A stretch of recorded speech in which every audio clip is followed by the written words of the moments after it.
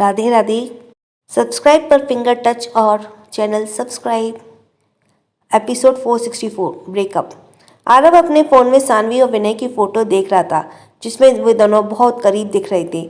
आरव ने गुस्से में सानवी के बाजू को पकड़ा और उसे खींचकर उठाते हुए बोला, तुम इसके बारे में क्या कहना चाहती हो सानवी? तुमने फिर से मुझे धोखा दिया? सानवी नहीं में सर हिलाते लगी। आरव ने उसे ऐसे देखा तो बोला, तो फिर तुम विनय के साथ क्या कर रही हो, वो भी इतने करीब? बोलो। सानवी को उसकी गुस्सैल आंखें देखकर डर लगने लगा। वो बोली, आरव हमारी बात सुनो, वे वैसा नहीं है जैसा तुम समझ रहे हो। विनय ने उस दिन हमारे साथ बदतमीजी करने की कोशिश की थी, तभी का ये फोटो है। किसी ने हमें फंसाने के लिए ये फोटो लिया है। प्लीज़ तुम गलत मत समझो, विनय और हमारे बीच कुछ भी नहीं है। उसकी बात पर आरव ने गुस्से से कहा, झूठ बोल रही हो तुम। देखो इस फोटो को, तुम किस हाल में हो। तुमने उसे अपने पास आने भी कैसे दिया? सच कहते हैं मेरे दोस्त, तुम बहुत घटिया लड़की हो। 4 साल पहले भी तुमने यही किया था और अब भी तुम नहीं बदली। और क्या क्या हुआ तुम्हारे और विनय के बीच? हाँ, क्या तुमने उसके साथ? वो कह ही रहा था कि सानवी ने झटके से अपने हाथ को छुड़ाया और उसके गाल पर थप्पड़ जड़ दिया। आरव! सानवी की तेज आवाज उस कमरे में गूंज गई और उसके साथ ही वहां पर कुछ पल के लिए सन्नाटा छा गया। जब सानवी को समझ आया उसने हाथ क्या हो गया है, उसने अपने मुंह पर हाथ रख लिया और आरव के पास आते हुए बोली, आरव आई एम सॉरी, हमारा ये मतलब नहीं था। आरव ने उससे गुस्से से देखा। उसके गाल पर सानवी के उंगलियों के निशान बन गए थे और उसकी आंखें गुस्से से जल रही थी। वो कुछ कहता उससे पहले विनय सीटी बजाते हुए कैबिन के दरवाज़ा खोलकर अंदर आ गया। आरव और सानवी ने उस तरफ देखा। विनय ने उन दोनों को देखा तो मुस्कुराते हुए उसके पास आते हुए बोला, हेलो बडी। उसने सानवी को देखा और बोला, हाय ब्यूटीफुल।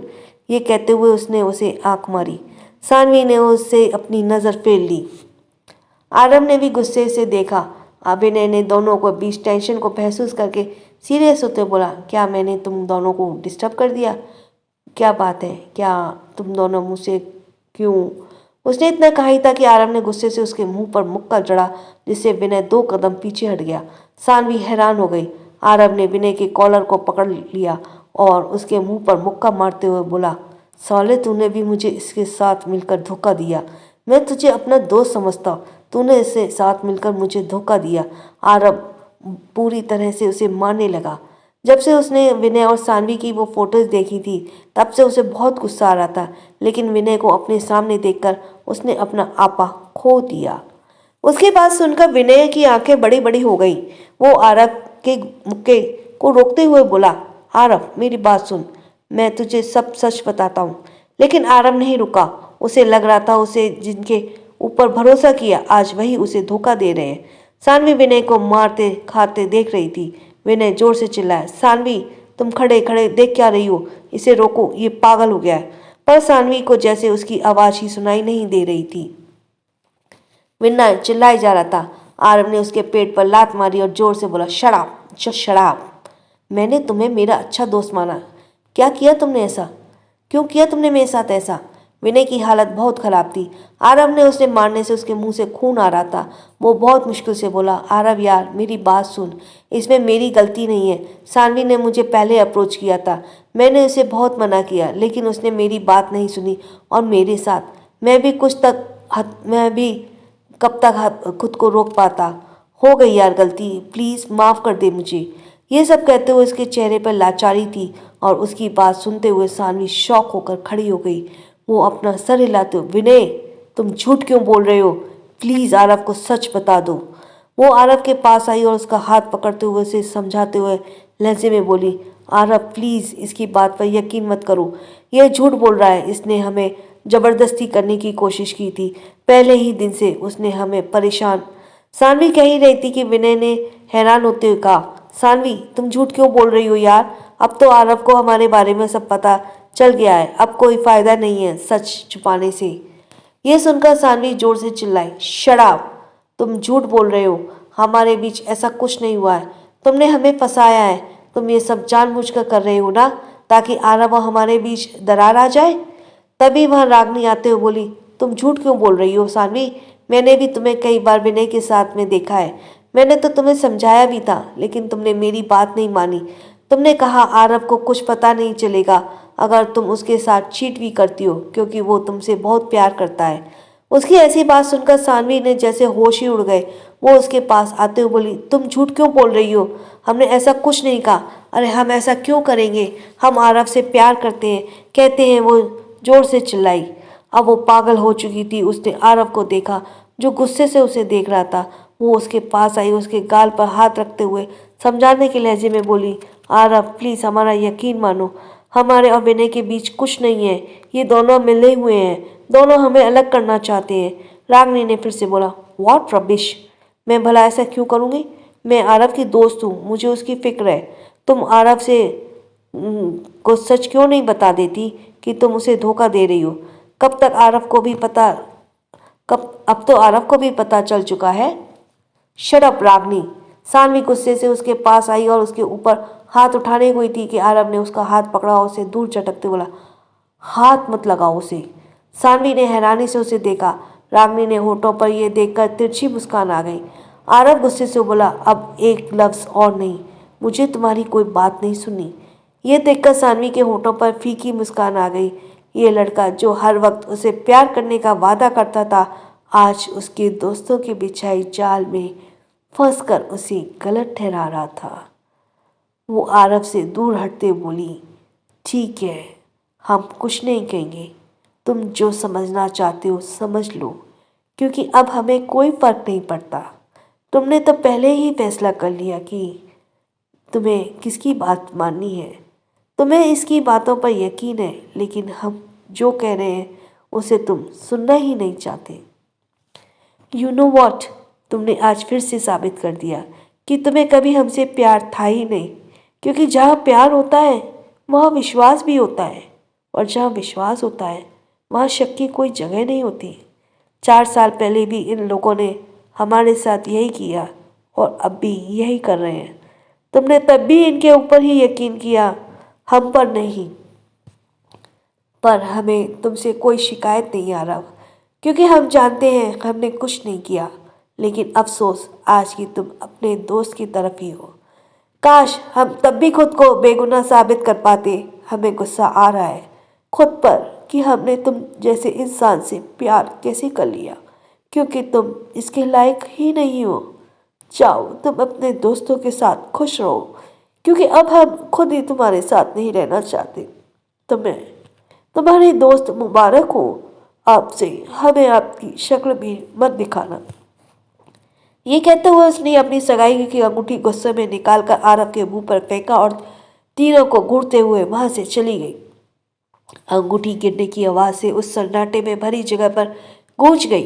रागनी ने आरव के हाथ पकड़ा और बोली, आरव इट्स ओके, वो तुम्हारे लायक नहीं थी। ये कहते हुए वो आरव के गले से लग गई। उसने विनय को देखा और उसे आई विंक की। विनय ने खुद को संभाला और वो आरव के पास आते हुए बोला, आई एम सॉरी आरव, मैं जानता हूँ मुझे नहीं करना चाहिए था। I am sorry. और वो भी वहाँ से चला गया। इधर सानवी अपनी बिगड़ी हालत में मल्होत्रा फर्म से बाहर आ गई। उसकी आंखों में आंसू थे। वो सड़क के किनारे बेंच पर बैठ गई और आज जो हुआ उसके बारे में सोचने लगी। उसने अपने दोनों हाथों को अपने चेहरे पे छुपा लिया और सुबकने लगी। आरव ने आवाज भी उसकी बात नहीं सुनी।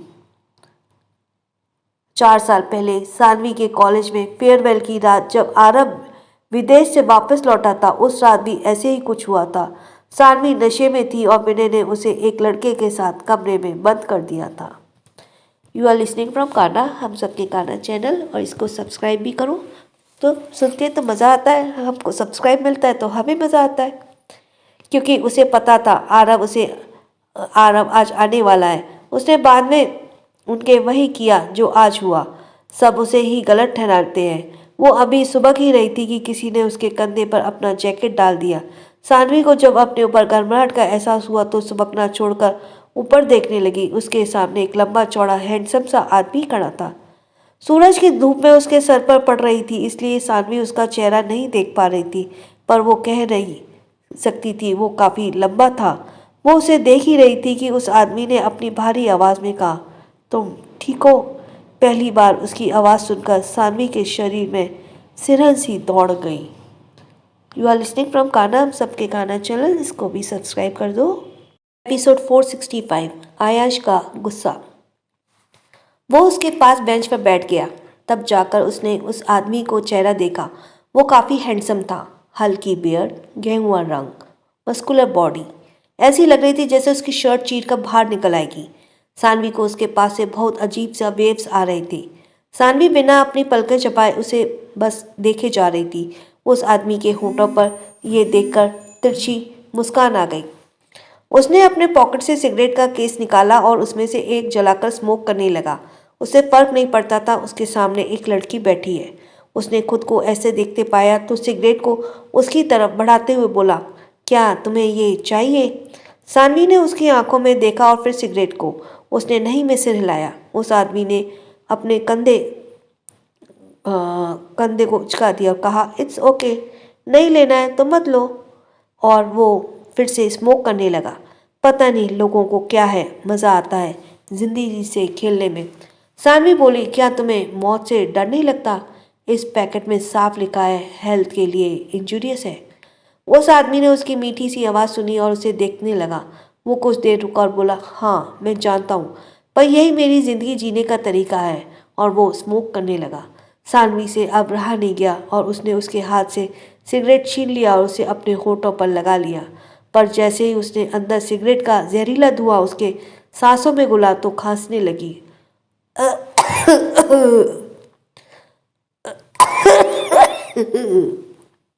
ये सुनकर वो आदमी उसकी मदद करने के बजाय हंसने लगा। सानवी खांसते हुए उसे देखने लगी। उसकी नीली आंखों में फिर से आंसू थे। उस आदमी ने कहा, look like it's your first time. Sanvi ने सिगरेट को फेंक दिया। उस आदमी ने दूसरा सिगरेट जला लिया और फिर से स्मोक करने लगा। सानवी ने इस बार कोई कोशिश नहीं की। उस आदमी ने सिगरेट को फेंका और उसे जूते से मसलते हुए बोला, हाय माई सेल्फ रणवीर कपूर। सानवी ने यह सुना, उसके मुंह से हंसी की बाहर आने वाली थी। वो अपना हाथ आगे करते हुए बोली, nice to meet you Ranveer Kapoor, I am Alia. ये कहते हुए वो हंसने लगी। रणवीर ने मुंह बनाते हुए कहा, इसमें हंसने वाली कौन सी बात है, ये मेरा नाम है। सानवी अपनी हंसी रोकते हुए बोली, ओह आई एम सॉरी, हमारा ये मतलब नहीं था। रणवीर ने हाँ में सिर हिलाया। वैसे तुम यहाँ बैठकर रो क्यों रही हो? सानवी ने अपना सर झुका लिया और अपने हाथों को देखते हुए बोली, वो आज मेरा ब्रेकअप हो गया। रणवीर ने कहा, सेम हियर, 4 साल का रिलेशन था, फिर उसे कोई और मिल गया। सानवी उसे देखने लगी। तो तुम इतने शांत क्यों हो? रणवीर ने कहा, तो क्या मुझे रोना चाहिए तुम्हारी तरह? सानवी ने कोई जवाब नहीं दिया। शायद हर इंसान का अलग तरीका होता है अपने इमोशन को बाहर लाने का। इधर आयांश की कार कॉलेज के सामने आकर रुकी।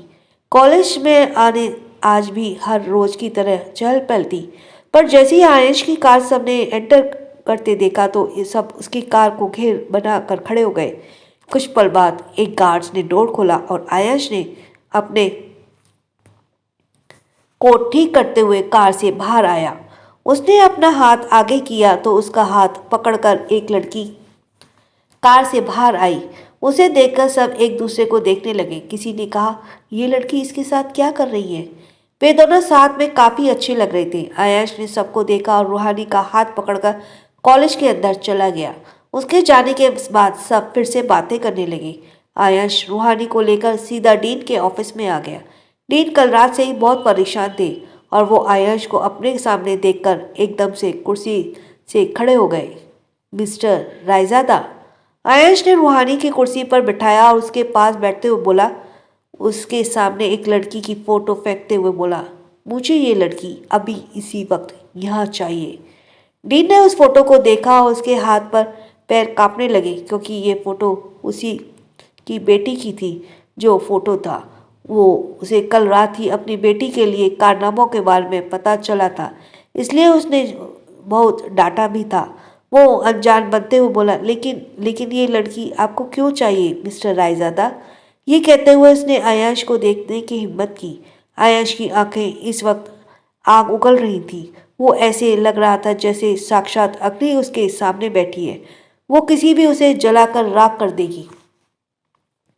आयश अपनी कठोर आवाज में बोला, कल रात जो हुआ उसके बाद आप मुझसे सवाल करने की हिम्मत नहीं कर सकते। रूहानी आयश को एकटक देख रही थी। उसका गुस्सा देखकर उसे डर लग रहा था। डीन को भी जैसे पसीने छूटने लगे। वो अपने हाथ जोड़ते हुए बोला, mister Raizada, I am sorry. मैं उसकी तरफ से आपसे माफ़ी मांगता हूँ।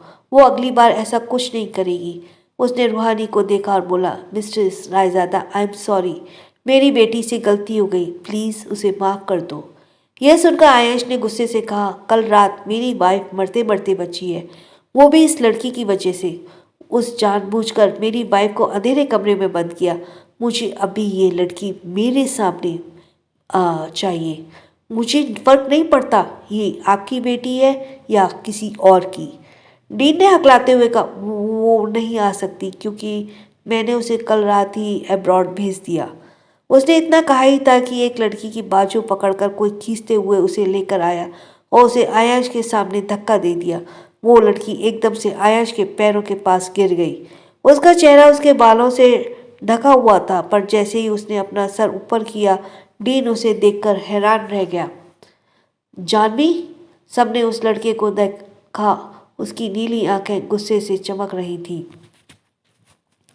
जानवी ने अपने सामने आयश को देखता तो वो भी ज़्यादा घबरा गई। वो तो कल रात ही विदेश जा रही थी, लेकिन किसी ने उसे पकड़ लिया और अब एक नीली आंखें वाले लड़के ने उसे घसीटते हुए वहां लाकर पटक दिया। डीन जल्दी से अपनी बेटी के पास आया, उसे उठाते हुए बोला, जानवी बेटा, तुम यहाँ क्या कर रही हो? तुम तो चली गई थी ना। जानवी कुछ कहती उससे पहले आयश बोला, तो आप अपनी बेटी को उनके गुनाह से बचाने की कोशिश कर रहे थे?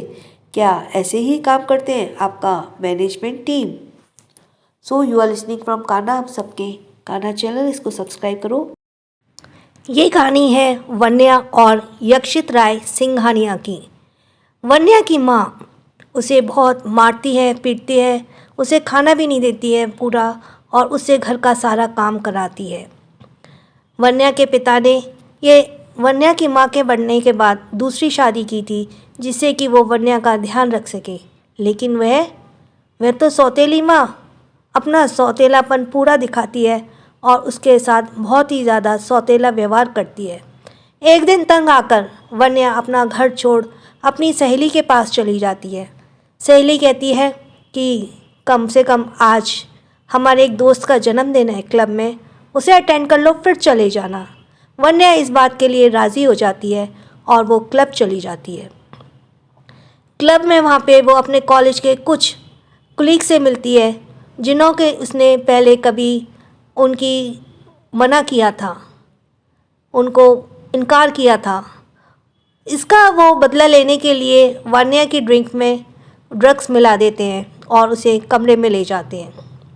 वो वान्या के साथ कुछ गलत करने ही वाले होते हैं कि तभी वहाँ हमारे हीरो, हमारे स्मार्ट हीरो यक्षित राय सिंघानिया, जो बहुत हैंडसम हैं, जो बहुत पैसे वाले हैं, जो बहुत ही मशहूर है, अंडरवर्ल्ड के किंग हैं, उसे बचाते हैं। उसे बचा तो लेते हैं, लेकिन जब वो देखते हैं कि बचाते बचाते में ही वो लड़की बेहोश हो गई है, जिसे वो जानते भी नहीं हैं और उसे अकेले यहाँ छोड़कर भी नहीं जा सकते हैं, तो उसे वो फार्म हाउस पे ले जाते हैं और डॉक्टर्स को बुलाते हैं।